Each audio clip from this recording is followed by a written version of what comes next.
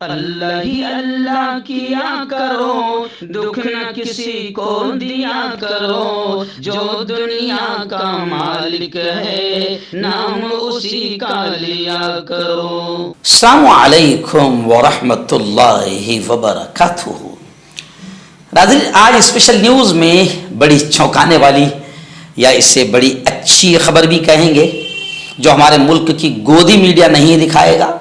जी हाँ, खबर यह है कि भारत सरकार ऑफिशियल फ़लस्तीन के समर्थन में है, फ़लस्तीन के मजलूमों के साथ है और मोदी जी, ओनली मोदी जी जालिमों कातिलों इजराइल के साथ है।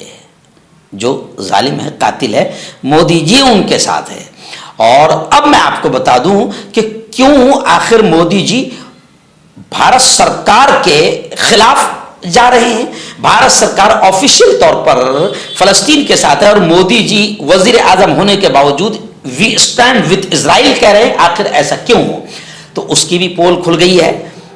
जी हाँ, एनसीपी और राष्ट्रवादी कांग्रेस पार्टी के लीडरों ने उसका जवाब बड़े प्यारे अंदाज में दिया है। और तीसरी बात ये जनाब कि मैं आपको बता दूं कि दुनिया के सारे इंसाफ पसंद, ईमानदार, अच्छे और सच्चे लोग, जी हाँ, जो जुल्म, अत्याचार, नाइंसाफी, कत्ल, आतंकवाद के खिलाफ है, ऐसे तमाम अच्छे लोग जो है वो फलस्तीन के समर्थन में खड़े हुए नजर आ रहे हैं। और उसी लिस्ट में भारत के बहुत बड़े कदआवर नेता और एनसीपी के सुप्रीमो माननीय शरद जी पवार भी फलस्तीन की हिमायत का ऐलान उन्होंने कर दिया है।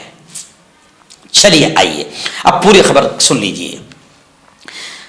नसीम सिद्दीकी साहब जो एनसीपी के तर्जुमान हैं, उन्होंने कहा है कि मोदी हुकूमत, जी हां, भारत हुकूमत नहीं, भारत हुकूमत फलस्तीन के साथ में, लेकिन मोदी और बीजेपी इजराइल के साथ में उनके बेचारों की मजबूरियां हैं। जैसे आपने सुना होगा ना कि कुछ तो मजबूरियां आ रही होगी, यूं कोई बेवफा नहीं होता। तो मोदी जी भारत हुकूमत से बेवफाई कर रहे हैं, भारत सरकार फलस्तीन के साथ और मोदी जी इजराइल के साथ खड़े हो रहे हैं। तो तर्जुमान जो स्पोक पर्सन है एनसीपी के नसीम सिद्दीकी, उन्होंने कहा कि मोदी जी ने इलेक्शन को मद्देनजर रखते हुए ऐसा किया है, क्योंकि 2024 का इलेक्शन उनके लिए बहुत अहम है। इजराइल के साथ खड़े रहना उनके लिए जरूरी है। अगर वो मुसलमानों के साथ खड़े हो जाएंगे, चाहे वो मुसलमान मजलूम ही क्यों ना हो, अगर वो मजलूमों के साथ खड़े हो जाएंगे, दबे कुचलों के साथ खड़े हो जाएंगे, तो फिर मुल्क का भगवा टोला जो जुल्म, अत्याचार, नाइंसाफी और मुसलमानों पर अत्याचार को पसंद करता है, वो पूरा के पूरा भगवा टोला मोदी जी से नाराज हो जाएगा। तो 2024 को मद्देनजर रखते हुए मोदी जी की मजबूरी है, बेचारों की मजबूरी है, इसलिए वो जालिम, कातिल, आतंकी इजराइल के साथ खड़े होने का उन्होंने ऐलान किया है।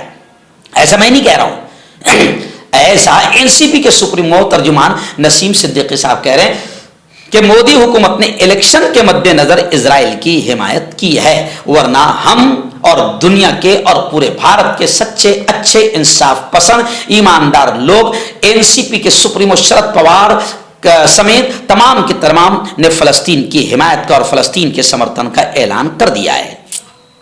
उन्होंने कहा है कि बीजेपी ने अवाम के पास जाने जैसा कुछ भी काम नहीं किया, इसलिए बीजेपी क्या करती है कि हर मामले में हिंदू मुस्लिम करने की कोशिश करती है और 2024 के इलेक्शन में भी हिंदू मुस्लिम का फायदा मिले, इसलिए बीजेपी और मोदी हुकूमत इजराइल जैसे जालिम और आतंकवादी के साथ खड़ी हुई नजर आ रही है। और नसीम सिद्दीकी ने कहा कि हिंदुस्तान की तो हमेशा, भारत की तो हमेशा ये पॉलिसी रही है कि वो मजलूमों के साथ खड़े रहता है भारत।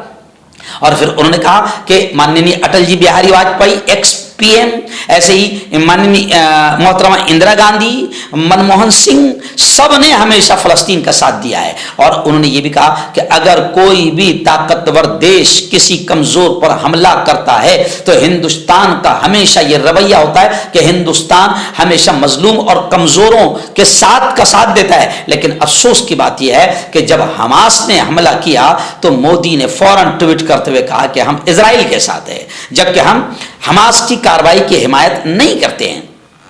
अपनी बात मनवाने का ये कोई तरीका नहीं है। वजीर आजम को ये नहीं बोलना चाहिए कि अपने सबके पहले वजीर आजम भी अटल बिहारी वाजपेयी ने हमेशा फलस्तीन की हिमायत की है। यानी उस वक्त की बीजेपी जो है वो उसूल पसंद बीजेपी थी, मजलूमों के साथ रहती थी, जालिमों के खिलाफ खड़ी रहती थी। लेकिन अभी सब पूरे के पूरे जालिम बीजेपी में जमा हो तो फिर वो मजलूम के साथ कैसे खड़े रहेंगे। तो इसलिए अब की जो बीजेपी है हम इसका समर्थन नहीं करते हैं, क्योंकि ये बीजेपी जालिमों, कातिलों और आतंकियों के साथ खड़ी हुई नजर आ रही है। लेकिन वजीर आजम मोदी के दिमाग में 2024 का इलेक्शन रहा होगा, इसलिए बेचारों ने ऐसा इजराइल के समर्थन में बयान दिया है, ऐसा एनसीपी के लीडरों का कहना है।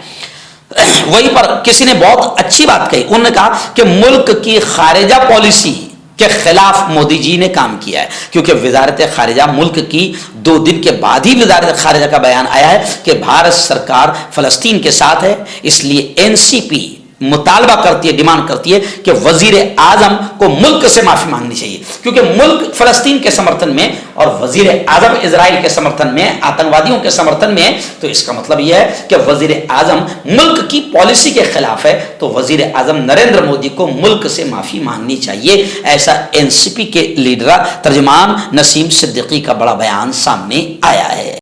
मर्दाना ताकत हासिल करें 72 घंटों के अंदर, वो भी जड़ी बूटियों द्वारा। हकीम याकूब खान से कांटेक्ट करें, जो कि 75 सालों से हिकमत कर रहे हैं। इसके अलावा जोड़ों में दर्द, गुर्दों में पथरी, शुगर, खुजली, ल्यूकोरिया का गारंटी से इलाज किया जाता है। अभी कांटेक्ट। आपका पर्सनल डॉक्टर शावेज सेक्सोलॉजिस्ट। किसी भी सेक्स की प्रॉब्लम को लेकर आप मुझसे कभी भी कांटेक्ट कर सकते हैं। इसके अलावा अगर आपको शुगर है, बिना अंग्रेजी दवाई, बिना परहेज के आपका शुगर खत्म हो जाता है। बवासीर, खूनी हो या मस्से वाली हो, नसों का दर्द, जोड़ों का दर्द, गठिया भाई, अभी कांटेक्ट।